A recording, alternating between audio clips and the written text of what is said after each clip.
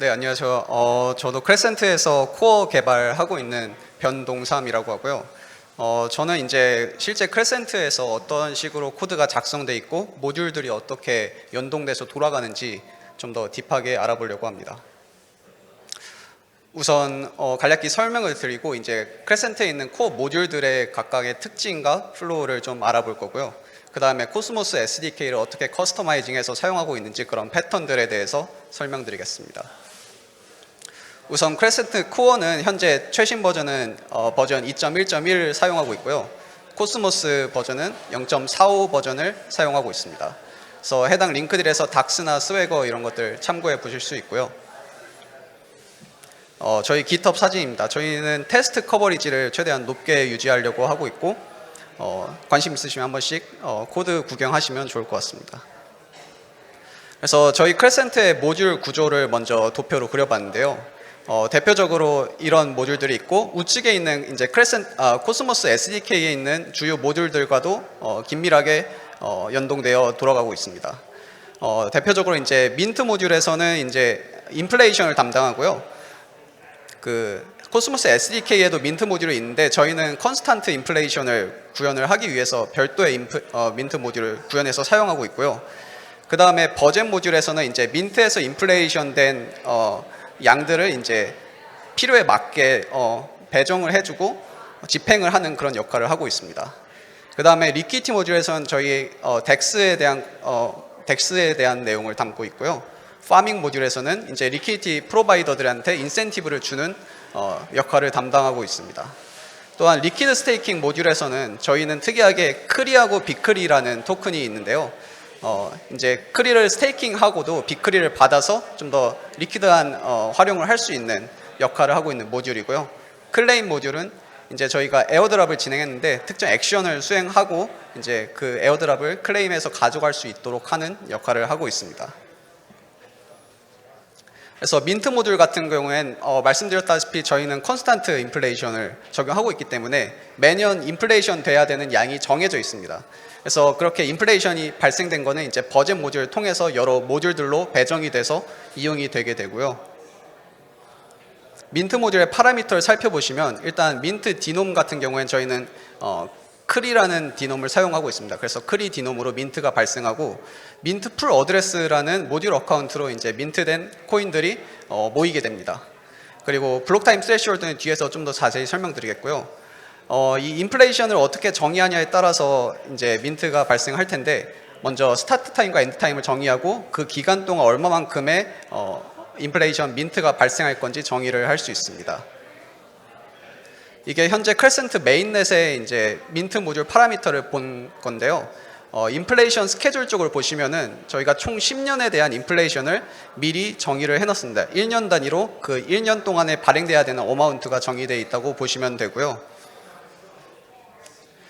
저희가 블록 인플레이션을 계산하는 과정에 있어서는 이제 인플레이션마다 그 연도의 스케줄 어마운트가 있고 시작 타임과 엔드 타임이 있을 겁니다.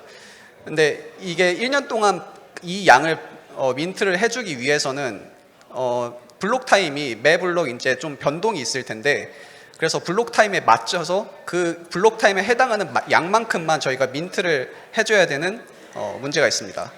그래서 저희는 이 기간 동안을 인플레이션 스케줄 어마운트를 나눠가지고 블록 타임을 곱한 다음에 제공을 해주게 되고요. 여기서 블록 타임 스레시홀드는 만약에 지금 현재 블록 타임 스레시홀드는 10초로 설정이 되어 있는데 만약에 블록 타임이 체인에 문제가 생겨서 뭐 2시간이 걸렸다. 그렇다고 2시간만큼의 인플레이션을 해주게 되면 조금 안 좋은 영향을 줄 수가 있습니다. 또한 밸리데이터들이 악의적인 마음으로 블록 타임을 조작하는 이슈가 생길 수도 있는데 그럴 때 악의적으로 인플레이션이 과도하게 되는 걸 막기 위해서 저희가 미니멈 펑션을 적용해서 최대한 한 블록에 최대 10초까지만 그에 해당하는 양이 인플레이션 될 수 있도록 코드를 작성해 두었습니다.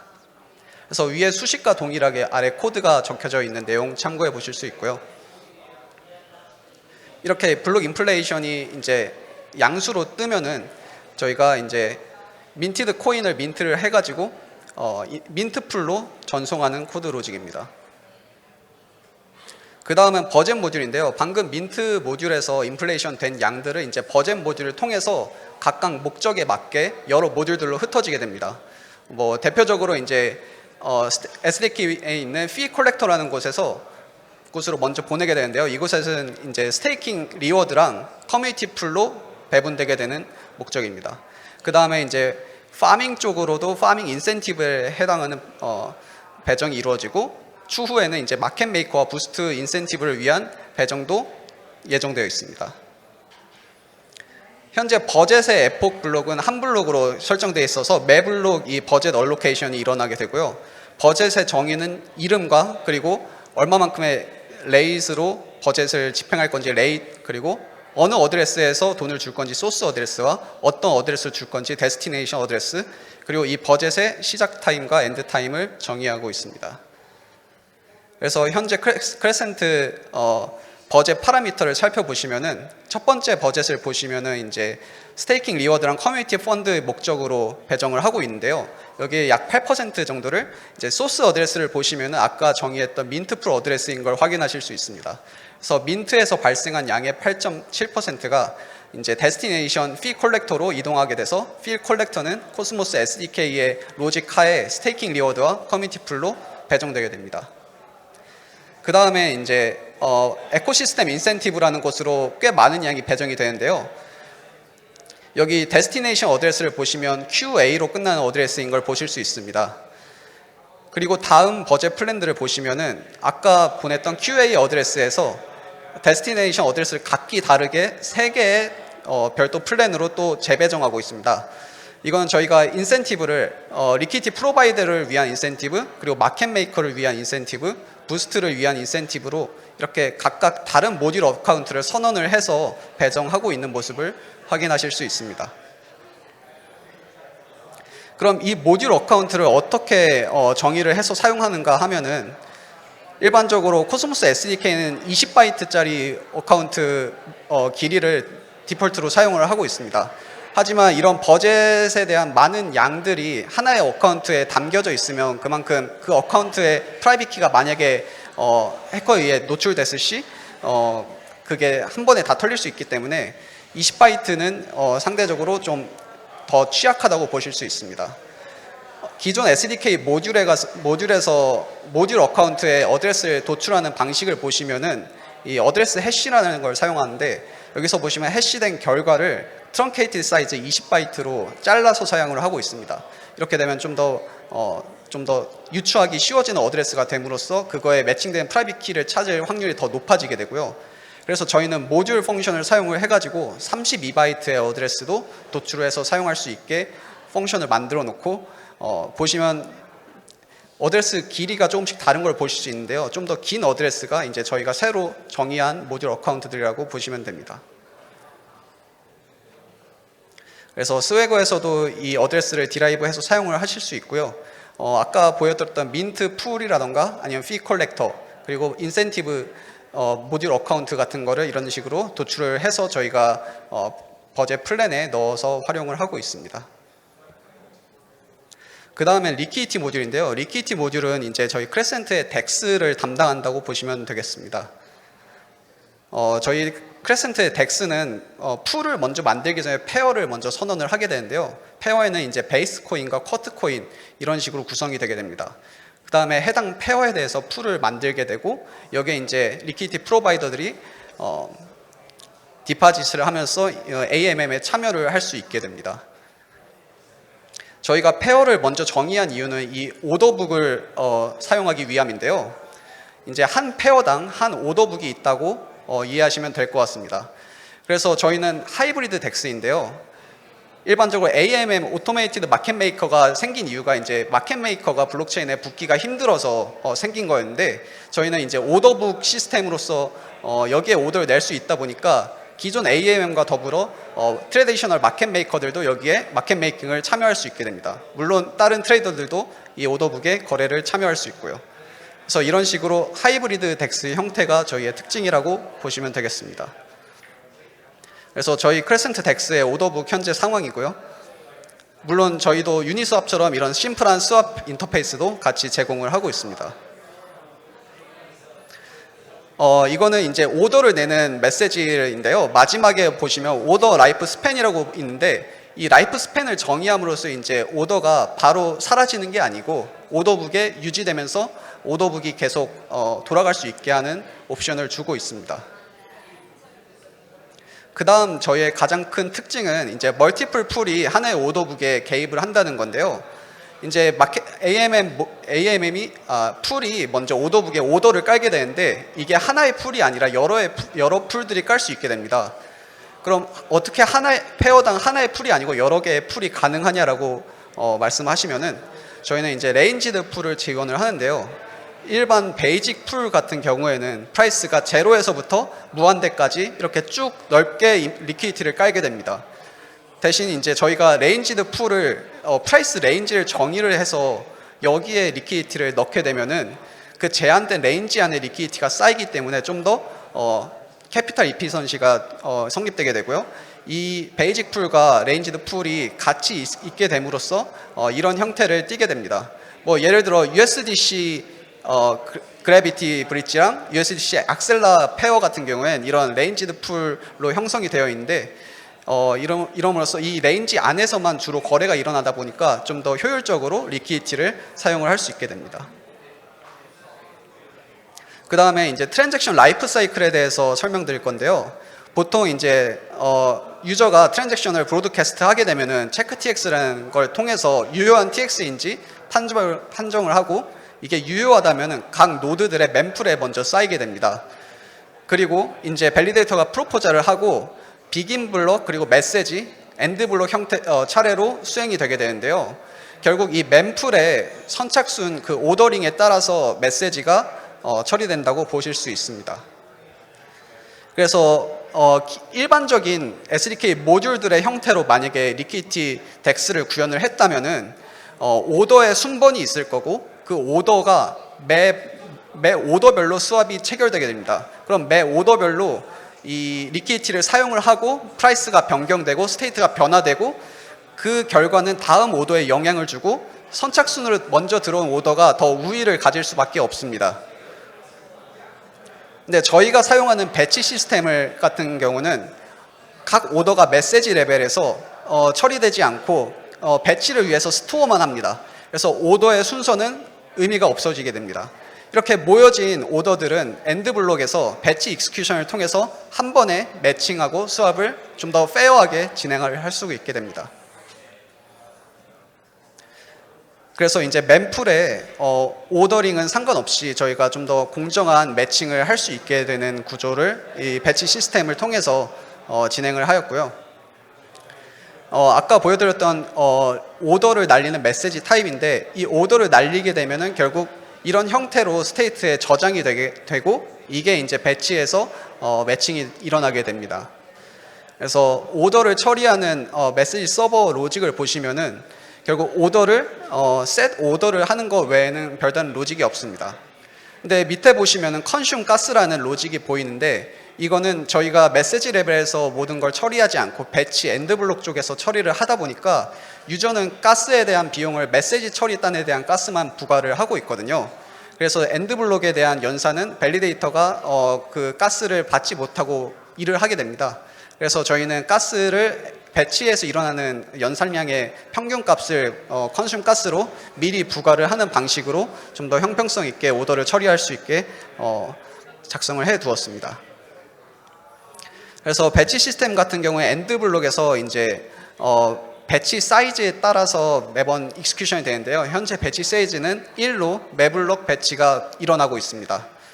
그래서 그리고 이 배치가 끝나고 방금 보여드린 오더 스테이츠들이 바로 지워지지 않는데요. 저희는 그 다음 블럭에 비긴 블럭에서 이것들을 지우고 있습니다. 그 이유는 오더 스테이츠를 이제 조회를 해봐야 되는데 그 블럭에서 바로 지워버리면은 쿼리가 불가능하게 됩니다. 반면 다음 블럭에서 지우게 되면은 예를 들어 100번째 블럭에서 배치가 일어났는데 101번째 블럭에서 저희가 지우게 되고 유저는 100번째 블럭에 대한 스테이트를 조회를 하면은 그 과거의 오더 스테이트까지 조회가 가능하기 때문에 만약에 이렇게 지우지 않고 저희가 계속 누적했더라면 오더가 계속 쌓여서 블록체인의 사이즈가 너무 비대해질 수밖에 없는데 이걸 저희는 다음 블럭에 지워서 프루닝이 안 된 노드에 쿼리를 할 수 있는 형태로 제공을 하고 있습니다. 그 다음은 파밍 모듈인데요. 방금 이제 리퀴디티 모듈에서 풀을 만들고 많은 LP들이 이제 이 풀에 리퀴디티를 제공하면서 참여했을 텐데 그 LP들에게 리워드를 주기 위한 모듈이라고 보시면 됩니다. 그래서 아까 버젠 모듈에서 파밍 인센티브를 위한 플랜을 보셨을 텐데 거기서 집행된 자금이 이제 이 풀코인을 파밍 모듈에 디파짓 한 거에 비례해서 저희가 리워드를 제공을 하고 있습니다. 그래서 먼저 파밍 플랜을 정의를 하게 되는데요. 여기에는 이제 add, modify, delete를 할 수 있는 저희가 커스텀 프로포절 타입을 정의를 하고 사용을 하고 있습니다. 그래서 add, modify, delete를 제공을 하고 있고요. 일반적인 코스모스 SDK의 여러 프로포절 타입들 중 하나로 저희가 퍼블릭 파밍 플랜이라는 프로포절 타입을 사용을 할 수 있게 되고요. 이 말은 즉슨 이제 저희가 파밍 플랜을 거버넌스를 통해서 정의를 할 수 있게 되는 겁니다. 이렇게 거버넌스를 통해서 제공하는 파밍 플랜을 퍼블릭 파밍 플랜이라고 하고 이거 말고도 이제 프라이빗 파밍 플랜이라고 해서 공적 자금이 아닌 개인 자금을 파밍을 통해서 리워드를 주고 싶다 하면은 그것 또한 가능하도록 제공을 하고 있습니다. 저희 크레센트 허브의 크레센트 네트워크의 이제 파밍 파라미터를 보시게 되면은 먼저 에폭 어마운트를 보실 수 있습니다. 이거는 이제 매 에폭마다 얼만큼의 이 코인이 이 스테이커들한테 디스트리뷰션 될 건지를 정의를 하고 있고요. 그 다음에 스테이킹 코인 웨이츠라고 해서 어떤 코인들에게 이 에폭 어마운트를 어떤 비중으로 배분을 할 것인지를 정의를 하고 있습니다. 그래서 지금까지 이 정도의 코인이 디스트리뷰션 된 거를 확인하실 수 있고요. 두 번째 파밍 플랜은 아까 말씀드렸던 프라이빗 파밍 플랜인데 이 같은 경우에는 이제 그래비티 브릿지가 자기의 그래비티 토큰을 이 그래브 비크리 풀코인을 디파짓한 유저들한테 인센티브를 주기 위해서 프라이빗 파밍 플랜으로 정의를 해서 지금 리워드가 같이 나가고 있는 상태입니다. 아까 디라이브 어드레스 설명해 드렸는데 만약에 여러 이제 풀코인들이 스테이킹이 될 텐데 이게 하나의 모듈 어카운트에 모이게 되면은 그 한 모듈에 큰 자금이 모이고 그 위험성이 더 커지게 됩니다. 그래서 저희는 스테이킹 코인 디놈별로 이 리저브 어드레스를 동적으로 각각 다르게 만들어서 거기에 각각 모여서 처리될 수 있게 사용을 하고 있는데요. 그래서 아래 보이시는 스테이킹 리저브 어카운트 펑션을 보시면 디놈을 받아서 어드레스를 도출하게 됩니다. 그리고 프라이빗 파밍 플랜의 풀 어드레스까지 동적으로 만들어서 제공을 하고 저곳에 이제 자금을 집행을 하면은 그게 파밍 플랜대로 리워드가 나가게 되는 구조라고 보시면 됩니다. 파밍은 일단 풀코인을 가지고 있는 유저가 언팜을 할 수 있게 되는데요. 이게 바로 팜이 되는 게 아니라 저희는 큐 구조를 한 에폭 길이만큼 받고 있습니다. 현재 한 에폭 길이로는 하루 24시간으로 잡고 있는데요. 저희가 큐를 가지는 이유가 만약에 UTC 00시에 에폭이 넘어가는데 00시 1초 전에 팜을 했다. 근데 1초만 팜을 하고도 하루 에폭에 리워드를 받아가는 그런 체리피킹이 가능할 수 있기 때문에 그거를 방지하고자 저희는 하루에 한 에폭의 큐 상태를 거친 다음에 그 다음부터 이제 매 에폭마다 리워드를 받을 수 있게 설계를 하였습니다. 또한 저희는 F1 디스트리뷰션이라는 컨셉을 사용을 하였는데요. 만약에 보시면은 이 에폭의 흐름에 따라서 이제 리워드가 얼마씩 내려갈지 계산을 할 수 있습니다. 근데 매 에폭마다 이 사람한테 얼마, 저 사람한테 얼마를 계산해서 블록체인에 들고 있게 되면은 파머가 적으면 문제가 없겠지만 만약에 파머가 10만 명이 넘어간다. 그러면은 매번 10만 명의 리워드를 계산해서 기록을 해야 되는 버든이 생기게 됩니다. 그래서 F1 로직을 사용을 하게 되면 결국 각 에폭마다 얼마만큼의 리워드가 나가야 되는지 그거를 히스토리컬하게 저장을 해 놓습니다. 그 저장된 유닛, 그러니까 한 스테이킹 코인 한 개에 대한 리워드를 저장을 해 놓고 이제 팜이 시작한 날부터 끝날 날까지의 그 레인지만 알면은 그 아까 저장해 놨던 히스토리컬한 유닛 리워드를 통해서 이거를 계산할 수 있게 됩니다. 그러면 이제 리워드를 매번 블록체인에 매 에폭마다 저장할 필요 없이 이 사람이 쿼리를 해보거나 아니면 언팜을 할 때만 이 범위에 대해서만 리워드를 그때마다 계산을 할 수 있기 때문에 좀 더 효율적으로 블록체인에서 파밍 모듈을 구현을 할 수 있습니다. 그래서 캘큘레이션 리워드 부분의 코드를 보시면은 먼저 히스토리컬 리워드를 스타트 에폭부터 엔드 에폭까지를 가져옵니다. 그 다음에 이 두 개를 뺀 diff를 구하게 되고요. 이 diff에다가 이제 결국 얼마만큼의 스테이킹 어마운트가 있느냐를 곱해가지고 이 리워드를 간단하게 도출해낼 수 있습니다. 그래서 저희가 10만 명의 파머가 있고 100개의 풀코인이 있을 때를 시뮬레이션 했을 때 마이크로 세컨드 단위로 이 연산이 끝날 수 있다는 것을 시뮬레이션을 통해 확인을 하였습니다. 네, 파밍 모듈의 파라미터 보실 수 있고요. 아까 리퀴디티 모듈에서 가스를 미리 부과했던 것처럼 파밍 모듈에서도 이제 Q 메커니즘이 들어가기 때문에 딜레이드 가스 피를 일부 걷고 있습니다. 그 다음에 리퀴드 스테이킹 모듈인데요. 리퀴드 스테이킹은 기본적으로 일반 스테이킹 모듈을 사용했다면은 크리를 스테이킹하고 이게 스테이킹 모듈에 묶여버리게 됩니다. 그러면 이제 묶어놓고 리워드를 받을 수 있지만 그 자유도가 떨어지게 되죠. 근데 리퀴드 스테이킹 모듈을 사용을 하면은 크리를 넣으면은 비크리를 저희가 민트해서 주게 됩니다. 그래서 이 민트된 비크리는 마음대로 스왑하고 전송하고 사용을 할 수 있게 됩니다.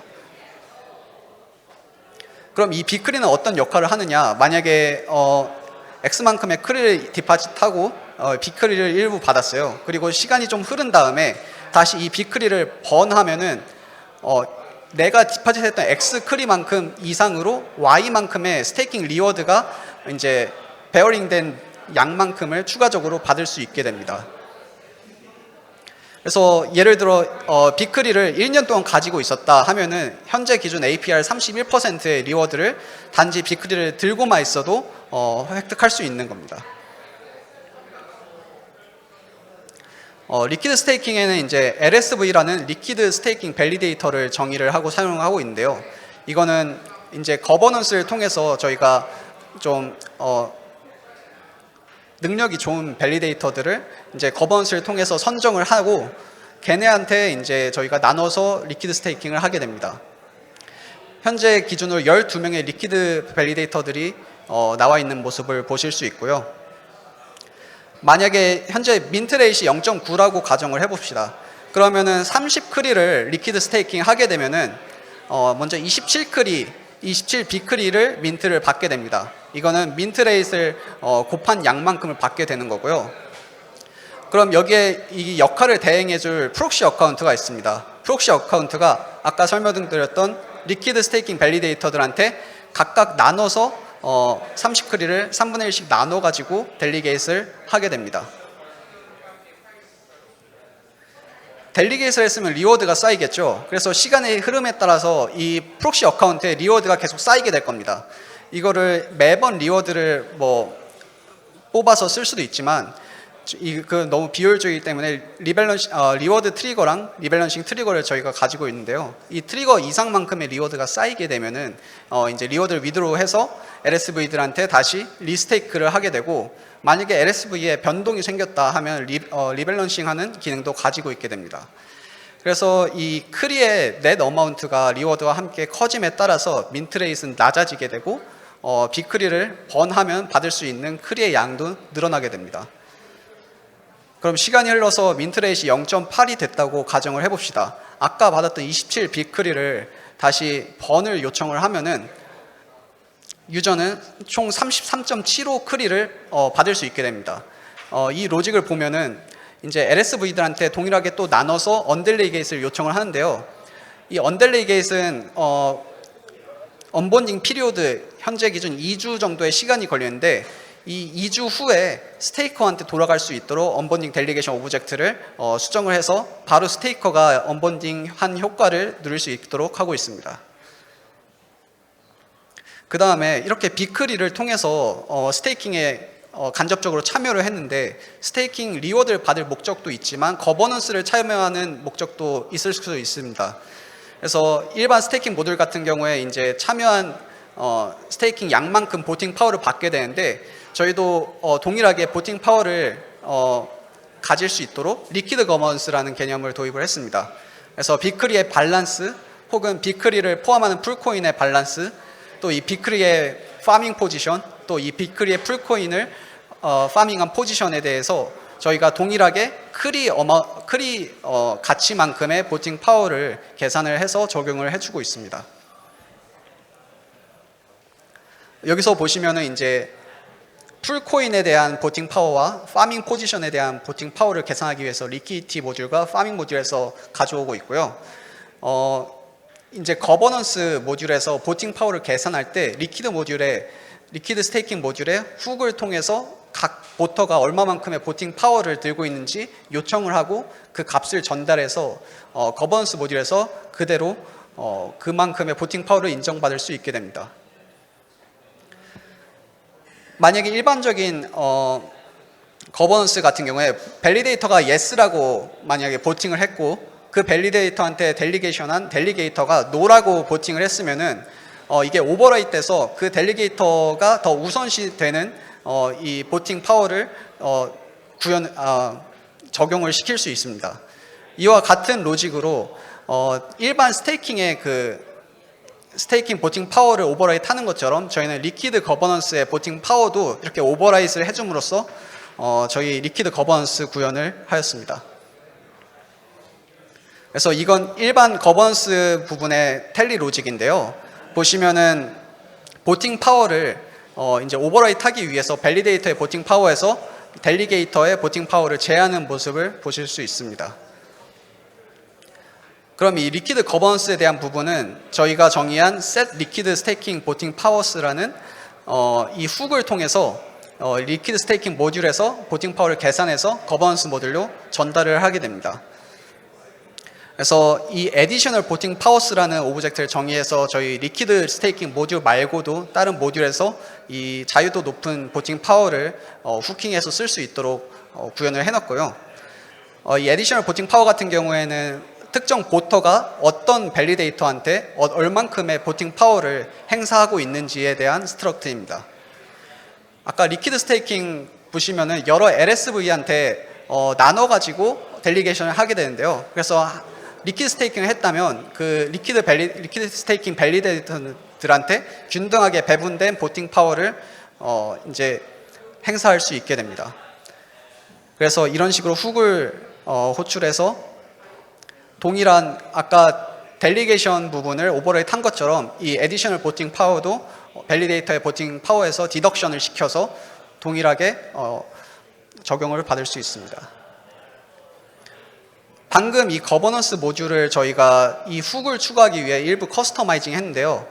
이런 식으로 앱을 개발하다 보면은 코스모스 SDK를 조금 커스터마이징 할 필요성이 가끔씩 생깁니다. 말씀드린 거버넌스 케이스가 있었고 스테이킹 모듈 같은 경우도 저희가 일부 수정을 하였는데 일반적인 순전 스테이킹 모듈 같은 경우는 베스팅이 되어 있는 어카운트도 델리게이션을 하고 리워드를 받을 수 있습니다.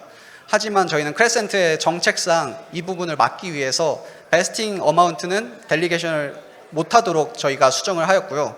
또 뱅크 모듈 같은 경우에는 아까 많은 모듈 어카운트들이 있었는데요. 보통의 모듈 어카운트는 M 레벨에서 미리 이 어카운트가 모듈 어카운트라고 블록드 어드레스로 지정을 하게 됩니다. 모듈 어카운트에 다른 사람이 돈을 샌드를 하게 되면은 그 로직이 깨질 수가 있는데요. 이거를 막을 수 있어야 되는데 M 레벨에서 미리 선언하지 않고 아까 저희 파밍 모듈 같은 경우처럼 여러 모듈 어카운트를 동적으로 생성하는 케이스에 이 블록드 어드레스를 적용시키기 위해서 이 해당 인터페이스를 추가하였습니다. 그래서 이렇게 커스터마이징한 코스모스 SDK 레파지토리를 고 모드에서 리플레이스하는 형태로 사용을 하고 있습니다. 네, 여기까지 크레센트 모듈 코드를 살펴보았고요. 다음은 이제 저희가 디파이 디벨로퍼